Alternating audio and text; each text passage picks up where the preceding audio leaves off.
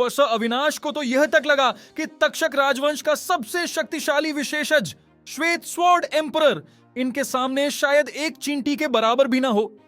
यह सोचकर अविनाश ने तुरंत अपनी आभा छिपा ली और पूरी एकाग्रता से ऊपर हो रही लड़ाई को देखने लगा।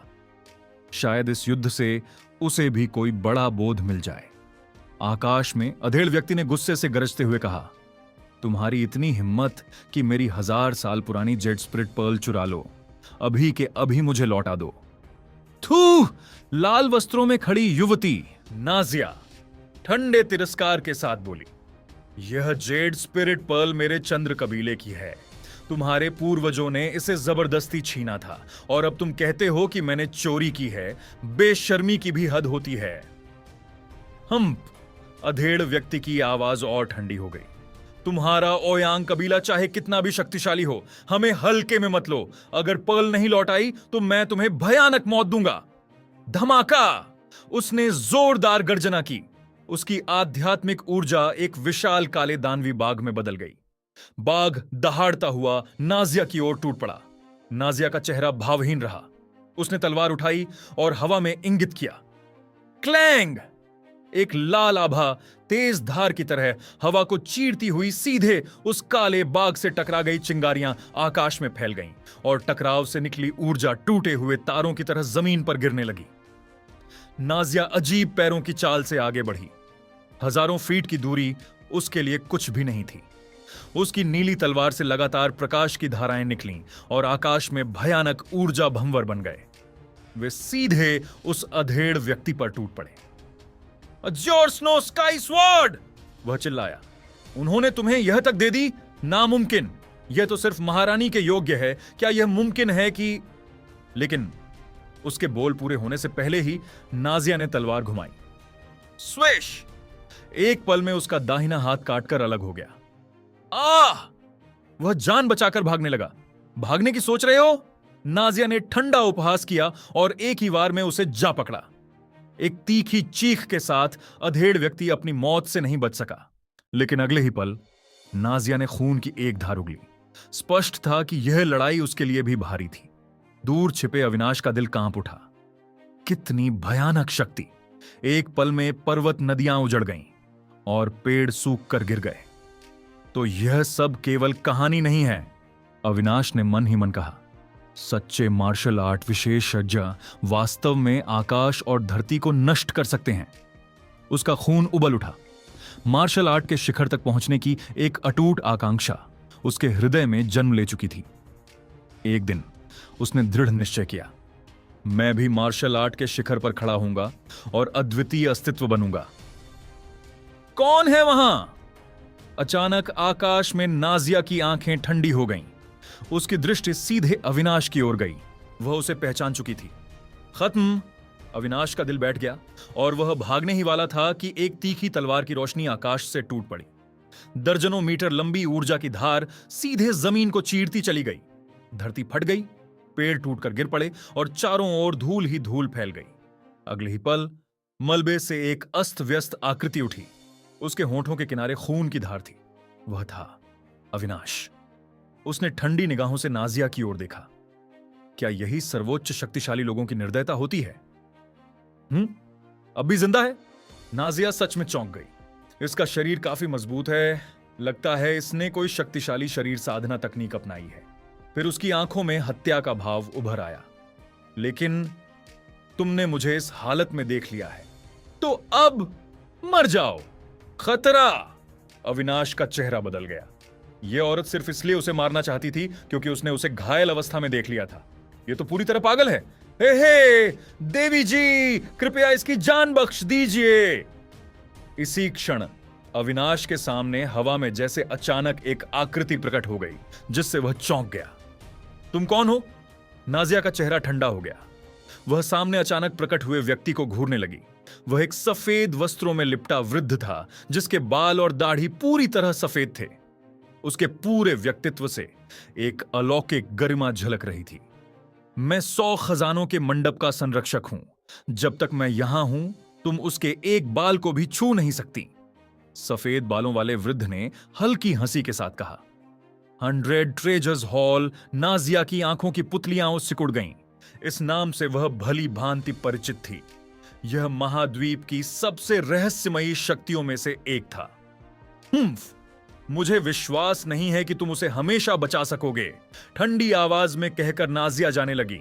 तभी अविनाश ने उसे पुकारा, नाजिया, क्या तुम मुझसे एक शर्त लगाने की हिम्मत करती हो? ओह, कैसी शर्त? उसने भौं उठाई, मानो उसे इसमें दिलचस्पी आ गई हो। वह देखना चाहती थी कि जिसे वह एक चींटी समझती है वह क्या कहेगा। मैं शर्त लगाता हूं कि 10 साल बाद मैं तुम्हें हरा दूंगा, अविनाश ने दृढ़ स्वर में कहा। 10 साल बाद मुझे हराओगे? नाजिया ने व्यंग्य में सिर हिलाया। उसे उसकी बात पर जरा भी विश्वास नहीं हुआ। वर्तमान में वह उसके सामने एक तुच्छ प्राणी जैसा था। ठीक है, मैं तुम्हारी शर्त स्वीकार करती हूं। अगर 10 साल बाद तुम सामने नहीं आए तो मैं तुम्हें धरती के आखिरी छोर तक ढूंढ निकालूंगी। इतना कहकर वह उछली और पल भर में गायब हो गई। उसके जाते ही अविनाश का तन ढीला पड़ गया और वह जमीन पर गिर पड़ा। हा, बच्चे, तुम में काफी हिम्मत है। क्या तुम्हें पता है कि वह कितनी शक्तिशाली है? यह तो चींटी का पेड़ हिलाने जैसा है, सफेद बालों वाले बुजुर्ग ने बेबसी से कहा। वरिष्ठ, आपकी मदद के लिए धन्यवाद। अविनाश ने गहरी श्रद्धा से धन्यवाद दिया। आज उसकी जान बच गई थी। मैं 100 ट्रेजर्स हॉल का संरक्षक हूं और इस शाखा का उप प्रमुख भी। तुम्हारी रक्षा करना मेरा कर्तव्य है। आगे से अधिक सावधान रहना, वृद्ध ने कहा। जी, अविनाश ने सिर हिलाया। आज रात उसने जो कुछ किया वह सिर्फ समय खरीदने के लिए था। नाजिया सही थी, यह बुजुर्ग उसे जीवन भर नहीं बचा सकता। इसीलिए उसने जानबूझकर वह शर्त रखी ताकि उसे आगे बढ़ने का समय मिल सके। लेकिन अब लग रहा था कि समय तेजी से कम हो रहा है। वैसे बच्चे, मुझे याद है कि जब तुम पहली बार 100 ट्रेजर्स हॉल आए थे तब तुम कुछ अग्नि तत्व वाली औषधीय जड़ी बूटियां लाए थे, है ना? वृद्ध को अचानक कुछ याद आया। कल राजधानी के भूमिगत व्यापार बाजार में एक नीलामी है। वहां एक फायर एलिमेंट फ्रूट आएगा जो तुम्हारे लिए बेहद लाभदायक होगा। यह बात याद रखना। सच में? अविनाश की आंखों में खुशी चमक उठी। हालांकि 100 ट्रेजर्स हॉल के पास दुनिया के सबसे अनमोल खजाने होते हैं, फिर भी सब कुछ वहां नहीं मिलता। फायर एलिमेंट फ्रूट, जो 1000 साल में सिर्फ एक बार फल देता है, ऐसा ही दुर्लभ खजाना था। वह फिर से धन्यवाद कहना चाहता था, लेकिन तब तक सफेद बालों वाला वृद्ध गायब हो चुका था। क्या यही एक शीर्ष विशेषज्ञ की शक्ति है? आना जाना, कोई निशान तक नहीं। अविनाश गहरे विचारों में डूब गया। जो भी हो, उसने तय कर लिया कि वह अगले दिन राजधानी की भूमिगत नीलामी में जरूर जाएगा। अविनाश श्वेत पर्वत से निकलकर राजधानी के भूमिगत व्यापार बाजार की ओर चल पड़ा। आज उसे किसी भी हाल में फायर एलिमेंट फ्रूट हासिल करना था। इसी समय राजधानी की गलियों में एक युवक उदास चेहरे के साथ घूम रहा था। वह और कोई नहीं बल्कि रघु था, वही जिसे अविनाश ने राजपूत महल की प्रतियोगिता में एक ही मुक्के में हरा दिया था। उसका दिल गुस्से से भरा हुआ था। कमीना, उसी की वजह से मैं हार गया और मेरी बेइज्जती हुई। मैं इसका बदला जरूर लूंगा। उस दिन उसे अपनी असली ताकत दिखाने का मौका तक नहीं मिला था। अचानक उसकी नजर अविनाश पर पड़ी, जो किसी दिशा में जा रहा था। जिज्ञासा में वह उसके पीछे पीछे चल पड़ा। कुछ देर बाद अविनाश नीलामी भवन के सामने पहुंचा। लंबी कतार देखकर उसने हल्की सांस ली। लगता है यह नीलामी काफी मशहूर है। भीड़ में लोग बातें कर रहे थे। सुना है इस बार बेहद दुर्लभ खजाने आएंगे। हां, यह भूमिगत नीलामी हर 3 साल में होती है। यहां आने वाले खजानों पर बड़ी बड़ी शक्तियां भी नजर रखती हैं, लेकिन प्रवेश शुल्क इतना महंगा है कि आम लोग सोच भी नहीं सकते। यह सुनकर अविनाश की आंखों में उत्सुकता चमक उठी। फायर एलिमेंट फ्रूट के अलावा और क्या क्या मिलेगा, यह देखना दिलचस्प होगा। काफी इंतजार के बाद उसकी बारी आई। प्रवेश द्वार पर खड़ी एक लंबी महिला मुस्कुराई और बोली, युवराज, आपकी सुविधा के लिए हमारे पास 3 तरह की सीटें हैं, ए, बी और सी। आप कौन सी लेना चाहेंगे? इनमें अंतर क्या है? अविनाश ने पूछा। महिला ने मुस्कुराकर बताया, जितनी ऊंची श्रेणी उतनी बेहतर सुविधा। तीसरी श्रेणी, 3,000 चांदी के सिक्के दूसरी श्रेणी, 5,000 चांदी के सिक्के पहली श्रेणी, 10,000 चांदी के सिक्के। अविनाश का चेहरा उतर गया। इतना महंगा? 100 ट्रेजर्स हॉल में एक साधारण स्तरीय हथियार भी इतने में मिल जाता था। थोड़ा सोचने के बाद उसने दूसरी श्रेणी की सीट चुनी, भुगतान किया और अंदर चला गया। वह सच में अंदर चला गया। पीछे पीछे आए रघु को यह देखकर झटका लगा। जब स्वागत करने वाली महिला ने रघु को देखा तो उसने फिर से औपचारिक मुस्कान ओढ़ ली। युवराज, हमारे पास, बस करो, सबसे सस्ती दे दो, रघु ने झुंझलाकर कहा। महिला ठिठक गई। उसकी मुस्कान गायब हो गई और ठंडे चेहरे से उसने उसे तीसरी श्रेणी की सीट का टोकन थमा दिया। अविनाश, इस बार मैं तुम्हें कीमत चुकवा कर रहूंगा। रघु की आंखों में ठंडक थी और वह तेज कदमों से नीलामी भवन में दाखिल हो गया। नीलामी हॉल में प्रवेश करने के बाद अविनाश अपनी सीट पर जाकर बैठ गया। उसने चारों ओर नजर दौड़ाई और पाया कि पहली श्रेणी की सीटों पर बैठे अधिकतर लोग राजधानी की प्रसिद्ध शक्तियों से थे। उनमें 40% से अधिक लोग थे। कई ट्रू युआन रियल्म के दूसरे स्तर के थे। यहां तक कि कुछ तीसरे स्तर के विशेषज्ञ भी मौजूद थे। लगता है इस बार यहां काफी ताकतवर लोग आए हैं, अविनाश ने मन ही मन सोचा। अचानक उसे कुछ अजीब महसूस हुआ। उसने पीछे मुड़कर देखा तो एक ठंडी निगाह उस पर जमी हुई थी। वह है? अविनाश ने तुरंत पहचान लिया, रघु। लेकिन उसने ज्यादा ध्यान नहीं दिया और चुपचाप नीलामी शुरू होने का इंतजार करने लगा। कुछ ही देर में स्लेटी वस्त्रों में एक वृद्ध मंच पर धीरे धीरे आए। वे मुस्कुराते हुए बोले, सभी का हमारी 3 साल में एक बार होने वाली शाही राजधानी की नीलामी में स्वागत है। नियम पहले जैसे ही हैं, 3 बार बोली लगेगी और सबसे ऊंची बोली लगाने वाला विजेता होगा। अब ज्यादा समय बर्बाद नहीं करते, आज की पहली नीलामी वस्तु देखते हैं। इतना कहकर स्लेटी वस्त्रधारी बुजुर्ग ने हाथ हिलाया। तुरंत एक सफेद कपड़ों में युवती आगे आई, जिसके हाथ में एक जेड की थाली थी, जिस पर लाल कपड़ा ढका हुआ था। कृपया ध्यान से देखिए, बुजुर्ग ने कहते हुए लाल कपड़ा हटा दिया। थाली में एक काफी जर्जर सा कपड़े का टुकड़ा रखा था।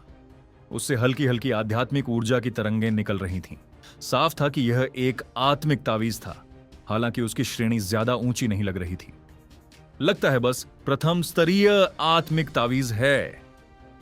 हां, ऐसी चीज को नीलामी में लाना भी शर्मनाक है। मुझे तो यह मुफ्त में भी नहीं चाहिए।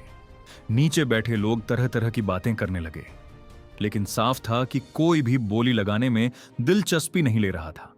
किसी के भी बोली न लगाने पर स्लेटी वस्त्रधारी बुजुर्ग थोड़ा असहज हुए।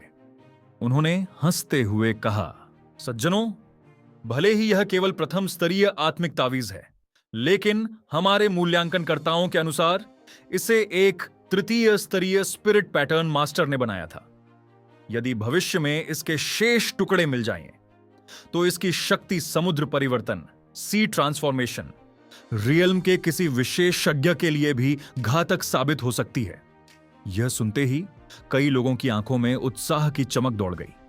सी ट्रांसफॉर्मेशन रियल्म का विशेषज्ञ, वर्तमान तक्षक राजवंश में अधिकतर योद्धा, ट्रू एसेंस रियल्म की चरम सीमा पर ही अटके हुए थे। हालांकि उससे ऊपर केवल एक ही कदम था, लेकिन वही कदम अनगिनत लोगों के लिए दुर्गम साबित होता था। इसीलिए ऐसा आत्मिक तावीज जो सी ट्रांसफॉर्मेशन रियल्म के विशेषज्ञ को भी चुनौती दे सके, किसी भी ताकत के लिए बेहद आकर्षक था। यहां तक कि अविनाश की आंखों में भी चमक आ गई। ट्रू ड्रैगन सीक्रेट मैनुअल की गणना तकनीक के अनुसार इस तावीज को पूरी तरह से दोबारा निर्मित किया जा सकता है। अगर ऐसा हुआ तो भविष्य में मेरे पास एक और शक्तिशाली हथियार होगा। भीड़ के उत्साहित चेहरे देखकर स्लेटी वस्त्रधारी बुजुर्ग संतोष से मुस्कुरा उठे। हे, नीलामी अब शुरू होती है। शुरुआती बोली 1500 चांदी की टेल। हर अगली बोली कम से कम 100 टेल अधिक होनी चाहिए। तुरंत ही मैं 1800 टेल की बोली लगाता हूं। एक चिकने चेहरे, मोटे शरीर और बड़े कानों वाला आदमी खड़ा होकर बोला। हे, इस सज्जन ने 1800 टेल की बोली लगाई है। क्या कोई इससे अधिक बोलेगा? बुजुर्ग ने मुस्कुराते हुए पूछा। 1900 टेल, 2300 टेल। पल भर में ही कई शक्तियों ने बोली लगानी शुरू कर दी। कुछ ही समय में उस फटे पुराने कपड़े की कीमत 1500 से बढ़कर 3700 टेल तक पहुंच गई। यह देखकर स्लेटी वस्त्रधारी बुजुर्ग जोर से हंस पड़े। 3900 टेल। मोटे आदमी ने दांत भींचते हुए फिर से बोली लगाई। क्या इससे अधिक कोई बोलेगा? बुजुर्ग ने मुस्कुराकर पूछा। लेकिन भीड़ कुछ शांत हो गई। आखिरकार इस तावीज की असली शक्ति तभी सामने आती जब इसके सभी टुकड़े मिलते, और 3900 टेल पहले ही एक भारी रकम थी। जब कोई और बोली नहीं आई तो बुजुर्ग बोले, 3900 टेल। पहली बार 3900 टेल, दूसरी बार 3900 टेल, तीसरी बार 4000 टेल। अचानक एक आवाज गूंजी। सभी की निगाहें अविनाश पर टिक गईं, जो अब खड़ा हो चुका था। मुझसे मुकाबला करोगे? वह मोटा आदमी गुस्से में चिल्लाया। 4100 टेल। यह तावीज मैं ही लूंगा। 5800 टेल। अविनाश ने शांत स्वर में कहा। 5800 टेल। भीड़ में खलबली मच गई। इस लड़के के पास तो काफी पैसा है, एक ही झटके में 1000 से ज्यादा बढ़ा दिया। सभी की नजरें अविनाश पर टिक गईं।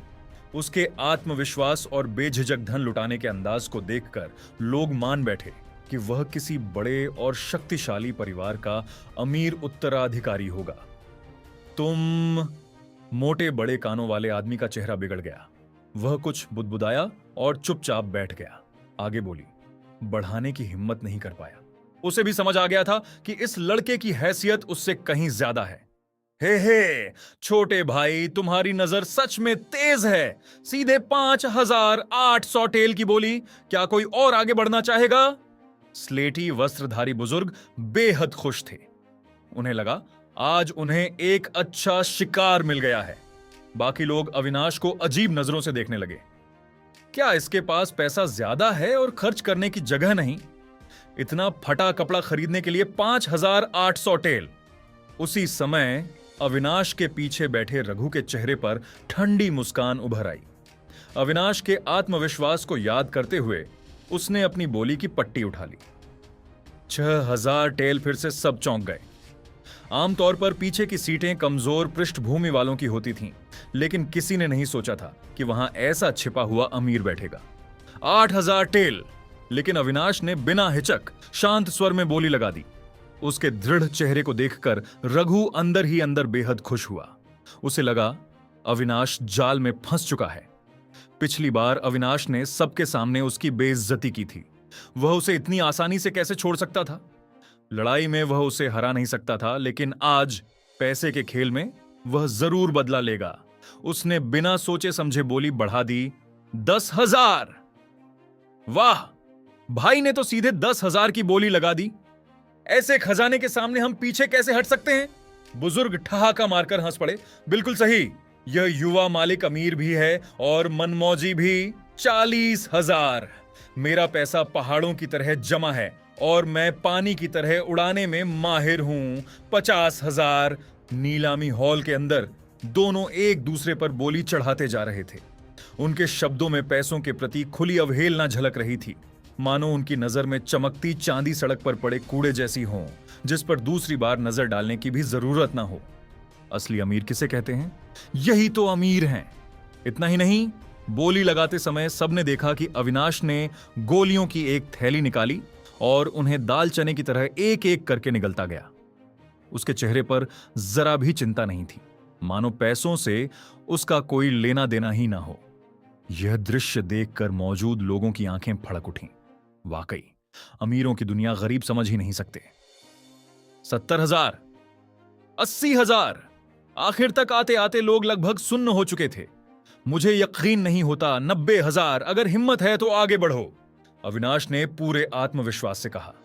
1,00,000। रघु जोर से हंसा। हा हा, लड़के आओ, फिर दिखाओ दम। लेकिन कुछ ही पलों बाद पूरा हॉल खामोश हो गया। रघु की मुस्कान धीरे धीरे जम गई। उसकी नजर अविनाश पर टिक गई। अविनाश ने अपनी कुर्सी के पास रखा चाय का प्याला उठाया, हल्का सा घूंट लिया। उसके चेहरे से दिखावा गायब हो गया और वह शांत हो गया।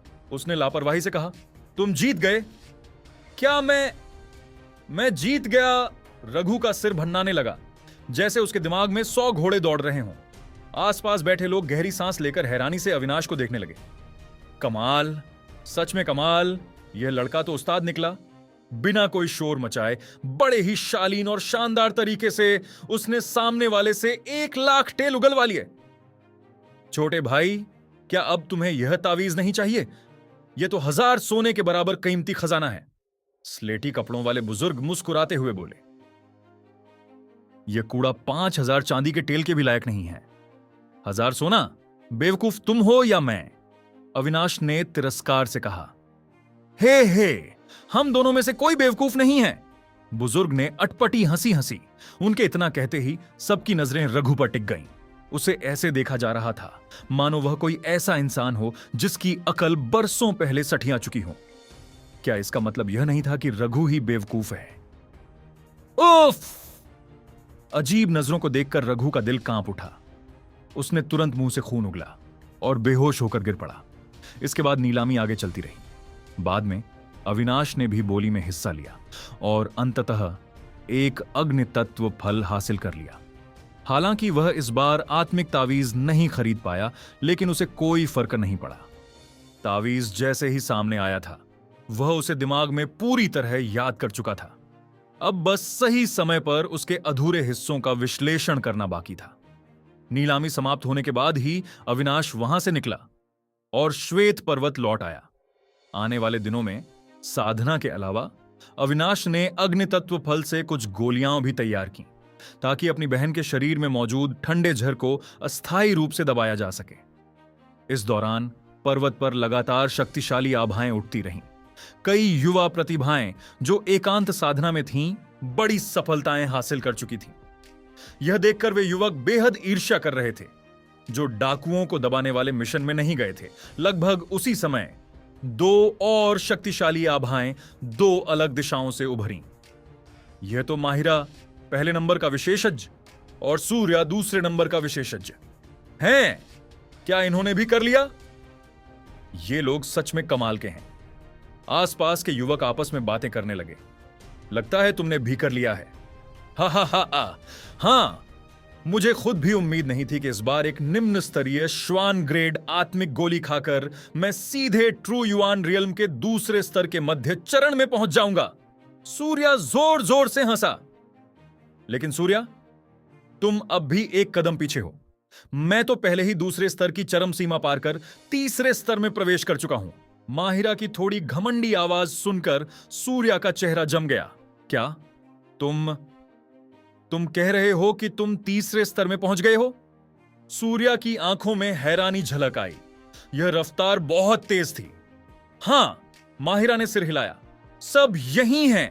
इसी समय अविनाश धीरे धीरे उनकी ओर चला आया। माहिरा, तुम ट्रू रियल्म के तीसरे स्तर में पहुंच गए? अविनाश थोड़ा हैरान हुआ। उसे उम्मीद नहीं थी कि माहिरा इतनी जल्दी कर लेगा। साफ था कि इस अनुभव ने उसे काफी आगे बढ़ाया था। अविनाश, मुझे लगता है तुम्हारी ताकत भी काफी बढ़ गई है, माहिरा ने गंभीर स्वर में कहा। हालांकि अविनाश की आभा अभी भी दूसरे स्तर के मध्य चरण में थी, लेकिन माहिरा साफ महसूस कर सकता था कि उसके शरीर की आध्यात्मिक शक्ति पहले से कहीं ज्यादा मजबूत हो चुकी थी। मैं दूसरे स्तर के मध्य चरण की चरम सीमा पर पहुंच चुका हूं। जल्द ही अंतिम चरण में कदम रख लूंगा, अविनाश ने हल्की मुस्कान के साथ कहा।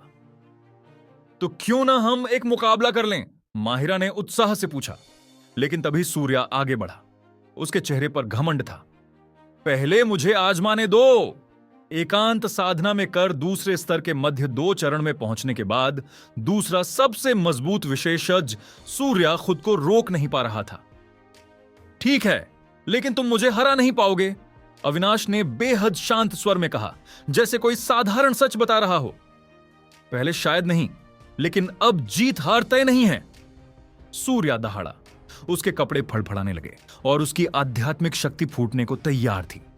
उसकी शक्ति विस्फोट की तरह फूटी और सूर्या सीधे अविनाश पर टूट पड़ा। एक जबरदस्त आध्यात्मिक हथेली की मार सीटी बजाती हुई उसकी ओर आई, लेकिन इतनी भयानक मार के सामने भी अविनाश बिल्कुल शांत रहा। वह हिला तक नहीं, बस उसने आगे उंगली उठा दी। एक प्रकाश किरण उसकी उंगली से निकली और सीधा सूर्या से टकराई। आह, सबने देखा कि एक अस्त व्यस्त आकृति पीछे की ओर उड़ती हुई जमीन पर जा गिरी। राक्षस, सूर्या ने कड़वी मुस्कान के साथ कहा। यह आदमी अब भी इतना ताकतवर था। वह जानता था कि अविनाश मजबूत है, लेकिन उसे उम्मीद नहीं थी बाद भी वह उसके सामने टिक नहीं पाएगा। यह आदमी सच में एक राक्षस था। वाह! उसी समय पूरा श्वेत पर्वत शोर से गूंज उठा। जो युवा इस मिशन में शामिल नहीं हुए थे वे और भी ज्यादा स्तब्ध थे। उन्हें लगा था कि सूर्य की ताकत से वह आसानी से अविनाश, इस नए 5वें स्थान वाले विशेषज्ञ, को हरा देगा। लेकिन किसी ने सोचा भी नहीं था। श्वेत पर्वत पर आए अभी 1 महीने भी नहीं हुआ था और यह नया युवक अविनाश जिन श्वान महल के दूसरे नंबर के विशेषज्ञ को हरा चुका था, क्या अविनाश सच में इतना शक्तिशाली हो चुका था? लगता है मेरा अंदाजा बिल्कुल सही था। तुम्हारी ताकत सच में पहले से कहीं ज्यादा बढ़ गई है। इस समय माहिरा ने शांत स्वर में कहा। उसके चेहरे पर कोई हैरानी नहीं थी, मानो वह पहले से ही इस नतीजे की उम्मीद कर रहा हो। तो फिर चाल चलो। अविनाश ने माहिरा की ओर देखा। उसकी आंखों में हल्की सी उत्सुकता चमक उठी। उसने धीरे धीरे अपनी पीठ से बर्फीले नीले रंग का भाला निकाला। उसके शरीर में 9 स्टार डिवाइन ड्रैगन टेक्निक प्रवाहित होने लगी और बेहद शक्तिशाली आध्यात्मिक ऊर्जा पल भर में उसके पूरे शरीर में फैल गई। ठीक है, माहिरा की आंखें हल्की सी चमकी और उसके हाथ में अचानक एक चांदी सी सफेद लंबी तलवार प्रकट हो गई। नील पर्वत में उन भयानक कठपुतलियों से सामना करने के बाद लौटकर उसने राजपूत पैलेस के खजाने से एक मध्यम दर्जे का श्वान स्तरीय आध्यात्मिक हथियार बदल लिया था। अब हथियार हाथ में होने से उसका आत्मविश्वास काफी बढ़ गया था। अविनाश ने यह सब देखा, लेकिन उसे कोई फर्क नहीं पड़ा। सच कहें तो वह खुद भी नहीं जानता था कि उसके इस बर्फीले नीले भाले की असली श्रेणी क्या है। क्यों ना इसे एक ही वार में तय कर लें, अविनाश ने कहा। ठीक है, एक ही वार में फैसला करते हैं। माहिरा ने सिर हिलाया। 2 विशेषज्ञों के बीच मुकाबले में एक ही चाल से ताकत का अंदाजा लग जाता है। धम! माहिरा से जबरदस्त आध्यात्मिक दबाव फूट पड़ा। उसके हाथ की चांदी सी सफेद तलवार गूंज उठी। हे भगवान, कितनी भयानक दबाव शक्ति है! अगर मैं माहिरा के सामने होता तो शायद लड़ने की हिम्मत भी ना कर पाता। सही कहा। पता नहीं अविनाश इसे झेल भी पाएगा या नहीं। माहिरा ट्रू युआन रियलम के 3रे स्तर में है। अविनाश अभी 2रे स्तर के मध्य चरण में है। फर्क ज्यादा नहीं लगता, लेकिन माहिरा कोई साधारण व्यक्ति नहीं है। चाहे अविनाश कितना भी मजबूत हो, जीतना मुश्किल है। आसपास खड़े राजपूत पैलेस के कई शिष्य चर्चा कर रहे थे और साफ था कि उन्हें अविनाश से ज्यादा उम्मीद नहीं थी। अगले ही पल छन! एक तीखी तलवार की गूंज सुनाई दी। माहिरा ने वार किया। उसकी तलवार ने आकाश में कई प्रतिच्छवियां एक बनाई, जैसे इंद्रधनुष सूरज को चीरता हुआ सीधे अविनाश की ओर बढ़ रहा हो। कमाल की तलवारबाजी! अविनाश के चेहरे पर हल्की सी हैरानी आई, लेकिन डर नहीं। Heavenly star slaying technique! Avinash की आध्यात्मिक ऊर्जा जोर से फूट पड़ी। उसने हेवनली क्लाउड स्टेप का उपयोग किया, भाले को आकाश की ओर इंगित किया और तारों से चमक के साथ स्वर्ग और धरती की ऊर्जा समेटकर जोरदार वार किया। चन! दोनों हथियार टकराए और धातु की तेज आवाज गूंजी। उसी क्षण माहिरा का चेहरा बदल गया। उसे ऐसा लगा मानो एक विशाल पर्वत उस पर टूट पड़ा हो, जो उसे पूरी तरह कुचल देना चाहता हो। उसकी तलवार से अजीब सी आवाज आई। वह चौंक गया। अगर यह टकराव जारी रहता तो उसकी मध्यम श्रेणी की श्वान स्तरीय तलवार टूट सकती थी। इसी क्षण जब उसका ध्यान भटका, एक धुंधली सी आकृति उसके सामने प्रकट हुई। Divine dragon claw! अविनाश की मुट्ठी माहिरा की छाती पर लगी और वह कई मीटर दूर जा गिरा। कमाल है! राजपूत पैलेस के शिष्य खुशी से चिल्ला उठे।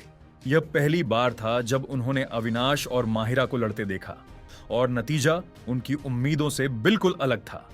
राजपूत पैलेस का नंबर 1 विशेषज्ञ अविनाश के सामने इतना कमजोर साबित हुआ कि एक ही मुक्के में हार गया। आखिर अविनाश कितना शक्तिशाली हो चुका था। मैं हार गया, माहिरा ने कड़वी मुस्कान के साथ कहा। वाकई उसके और अविनाश के बीच का अंतर सिर्फ हथियारों से नहीं पाटा जा सकता था। तुम पहले से ही बहुत ताकतवर हो, अविनाश ने शांति से कहा। यह झूठ नहीं था। माहिरा की शक्ति किसी भी सामान्य ट्रू युआन रियल्म स्तर 3 योद्धा को दबाने के लिए काफी थी। जब अविनाश स्तर 1 में था, तब भी वह स्तर 2 के विशेष गुण से टक्कर ले सकता था। अब वह स्तर 2 के मध्य चरण में पहुंच चुका था और हेवेनली स्टार स्लेइंग टेक्निक की पहली चाल भी सीख चुका था। ऐसे में माहिरा की हार स्वाभाविक थी। आने वाले दिनों में अविनाश ने खुद को काफी शांत रखा। हालांकि वह औपचारिक रूप से 5वां सबसे शक्तिशाली माना जाता था, लेकिन राजपूत पैलेस के सभी प्रतिभाशाली शिष्य जानते थे कि असल में युवा पीढ़ी में वही सबसे मजबूत है। क्या यही तक्षक राजवंश की युवा पीढ़ी का एकत्र होने का स्थान है? एक दिन श्वेत पर्वत के नीचे कई लोग खड़े थे। सबसे आगे एक ठंडे और घमंडी स्वभाव का युवक था। उसका शरीर सीधा और ऊंचा था और काले वस्त्रों से असाधारण आभा झलक रही थी। हां, युवा स्वामी, यही वह स्थान है जहां श्वेत तलवार सम्राट ने राजपूत पैलेस के प्रतिभाशाली शिष्यों को इकट्ठा होने के लिए बनाया था। उसके पास खड़ा एक आदमी चापलूसी भरी मुस्कान के साथ बोला। उनके आते ही राजपूत पैलेस के कई शिष्यों की नजर उन पर पड़ी। अजनबी होने के कारण सभी सतर्क हो गए। श्वेत तलवार सम्राट कुछ दिनों में लौटेंगे। युवा स्वामी, क्या आप इन प्रतिभाओं की ताकत आजमाना चाहेंगे? सुना है यहां 5 शीर्ष विशेषज्ञ हैं। दिलचस्पी नहीं? काले वस्त्रों वाले युवक ने बेरुखी से कहा। क्या वे मेरे ध्यान के भी लायक हैं? उसकी आवाज तिरस्कार से भरी थी। बिल्कुल युवा स्वामी, वे आपके सामने प्रतिद्वंद्वी कहलाने के भी योग्य नहीं हैं। वे लोग हंस पड़े। कितना घमंड है! अचानक पहाड़ से गुस्से भरी आवाज आई। एक सीधा सादा युवक बाहर दौड़ा। यह सूर्या था। यह सूर्या है, दूसरा सबसे मजबूत विशेषज्ञ ट्रू युआन रियल्म स्तर 2 के मध्य चरण में, किसी ने परिचय दिया। कुएं का मेंढक। काले वस्त्रों वाले युवक ने सूर्या को देखा और उपहास किया। क्या कहा? मेरी बेइज्जती करने की हिम्मत। सूर्या का चेहरा गुस्से से लाल हो गया। अविनाश से हारने के बाद से उसका मन पहले ही भरा हुआ था। आज यह लड़का उसके गुस्से को निकालने का सही मौका था। वह दहाड़ा, आग सी आध्यात्मिक ऊर्जा इकट्ठा की और सीधे काले वस्त्रों वाले युवक पर टूट पड़ा। लेकिन अगले ही पल सू एक आकृति अचानक उसके सामने आ गई। वह वही काले वस्त्रों वाला युवक था। उसकी आंखों में बर्फ सी ठंडक थी। उसने हाथ बढ़ाया और एक हथेली सूर्या की छाती पर जा लगी। भयानक शक्ति फूट पड़ी। आह! सूर्या चीखता हुआ गोले की तरह उड़ गया और दूर जमीन में एक गहरा गड्ढा बना दिया। उस पल श्वेत पर्वत पर मौजूद सभी युवक सन्न रह गए। वे सोचने लगे, आखिर यह रहस्यमयी काले वस्त्रों वाला युवक है कौन, जिसने सूर्या को एक ही वार में हरा दिया।